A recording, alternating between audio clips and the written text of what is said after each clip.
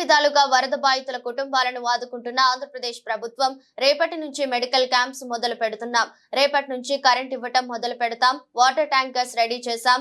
రేపటి నుంచి వరద క్లియర్ అయిన ప్రాంతంలో ఫైర్ ఇంజిన్స్ ద్వారా ప్రజల ఇళ్లు శుభ్రం చేస్తాం. ప్రతి ఇంటిని క్లీన్ చేసే బాధ్యత ప్రభుత్వానిదే. బ్లీచింగ్ కూడా మొదలు పెడతాం. మీడియా సమావేశంలో ఏపీ సీఎం నారా చంద్రబాబు నాయుడు తెలియజేశారు. ఓవరాల్ గా ఈ రోజు చాలా అబ్జర్వేషన్స్ అన్ని మేము డిస్కస్ చేశాం. రేపు మెడికల్ క్యాంప్స్ కూడా ప్రారంభమవుతున్నాయి.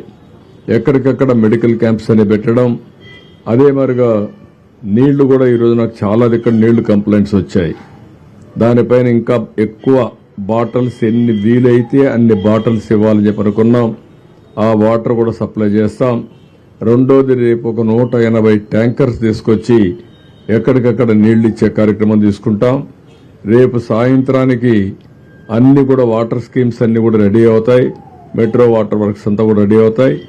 కానీ ఆ నీళ్లు ఇమీడియట్ గా తాగడానికి పనికిరావు. 2-3 రోజులు పడుతుంది, కొన్ని రోజులు పడుతుంది. ఆ వాటర్ అంతా కూడా గైడ్ లైన్స్ ఇచ్చి స్నానానికి గానీ వాడుకుంటూ తర్వాత ఏ విధంగా ఎప్పుడు వాడచ్చో దానికి కూడా గైడెన్స్ ఇస్తాం.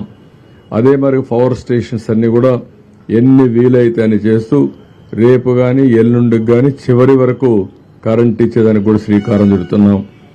ఎక్కడైతే నీళ్లు పవర్ స్టేషన్లో సబ్ స్టేషన్లో గాని ట్రాన్స్ఫార్మర్ దగ్గర ఉంటే షార్ట్ సర్క్యూట్ గాని షాక్ కొట్టే పరిస్థితి వస్తుంది.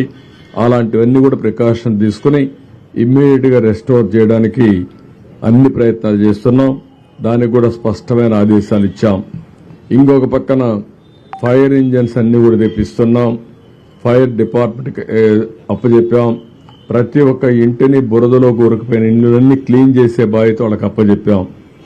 ఎక్కడికక్కడ ఫైర్ ఇంజిన్ తీసుకొచ్చి ప్రతి ఒక్క ఇంటి ముందర పెట్టి ఆ ఇల్లంతా క్లీన్ చేసే బాధ్యత, ఆ ఇంట్లో ఉండే వాళ్ళందరితో కూర్చొని వాళ్ళ సూపర్విజన్ లో అవన్నీ క్లీన్ చేసే బాధ్యత తీసుకున్నాం.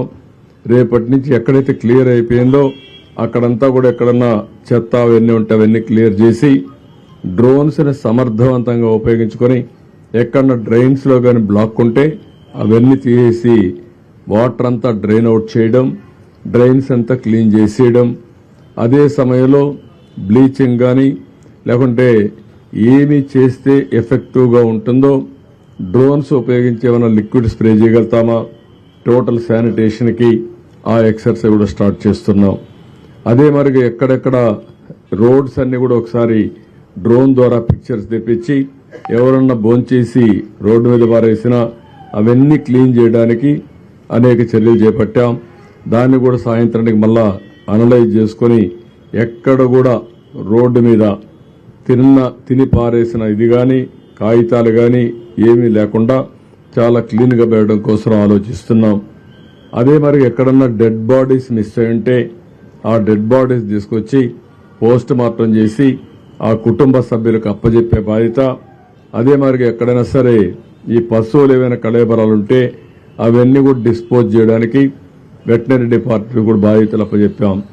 ఇవన్నీ గాని ఉంటే ఎక్కడికక్కడ అనారోగ్య సమస్యలు వస్తాయి. అదే మరి ఎపిడమిక్ స్ప్రెడ్ అయ్యే పరిస్థితి వస్తుంది. ఇవన్నీ కూడా చేయమని చెప్పి చాలా స్పష్టంగా ఆదేశాలు ఇచ్చాం.